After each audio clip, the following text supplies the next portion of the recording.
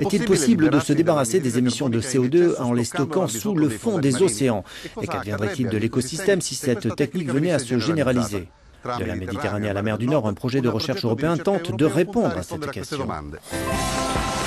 Les îles éoliennes situées au nord de la Sicile sont le point de départ du projet ECO2. Objectif, étudier la technologie dite CSC, une technologie capable de capter et de stocker le CO2 afin de réduire les émissions de gaz à effet de serre responsables du réchauffement climatique. Le point avec le coordinateur du projet. L'idée est d'empêcher la libération dans l'atmosphère du CO2 émis par les centrales à charbon, par exemple, parce que cela aggrave le changement climatique. Nous voulons empêcher cela. On capte le CO2 et on le stocke dans des formations géologiques du sous-sol, que ce soit sur terre ou en mer. Cela dit, en Europe, il est plus facile de stocker le CO2 offshore. Au large des îles éoliennes, en plein cœur de la Méditerranée, cette biologiste marine et son équipe cherchent à comprendre ce qu'il se passerait en cas de fuite et de dispersion du CO2 dans la mer. Il existe en effet sur cet archipel volcanique des gisements naturels de dioxyde de carbone. Nous sommes en présence d'organismes adaptés à cette situation depuis longtemps. C'est une zone où le CO2 s'échappe naturellement. Par conséquent, il s'agit d'une zone où le pH est généralement plus faible qu'ailleurs.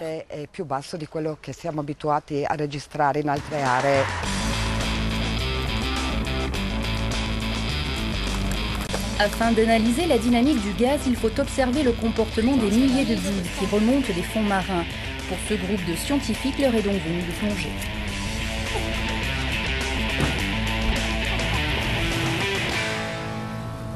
Nous avons mis au point une sorte de boîte à bulles pour mesurer la taille des bulles. Le fait d'éclairer les bulles en arrière-plan facilite les mesures par ordinateur. C'est important pour définir nos modèles numériques et mesurer la vitesse de remontée des bulles et leur taille.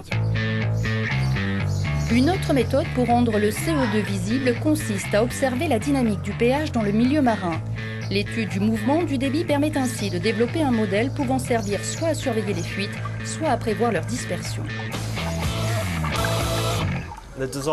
La dissolution du CO2 entraîne un changement de pH, et c'est ce que nous étudions pour observer les changements au fil des saisons et les endroits clés où cela peut être détecté.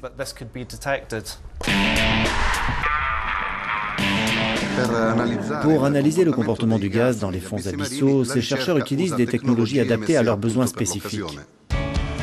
En mer du Nord, tout est différent des îles éoliennes avec leurs gisements naturels de CO2 et les fuites naturelles qui vont avec.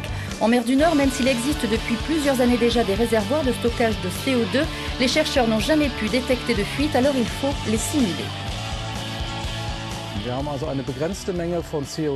Nous avons laissé une quantité limitée de CO2 s'échapper de la machine, puis nous avons surveillé ce qu'il se passait et nous avons essayé de suivre les empreintes du gaz dans l'eau. C'est fondamental d'incorporer ces données dans nos modèles afin de pouvoir faire des prévisions.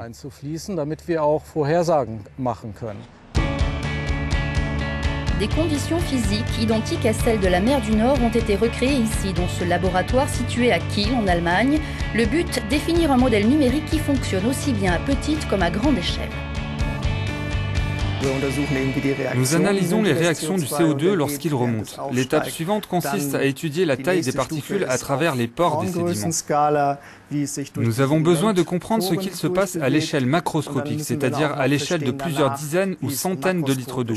Et pour finir, nous déduirons des formules mathématiques des résultats de ces expériences et de l'utilisation de différentes échelles.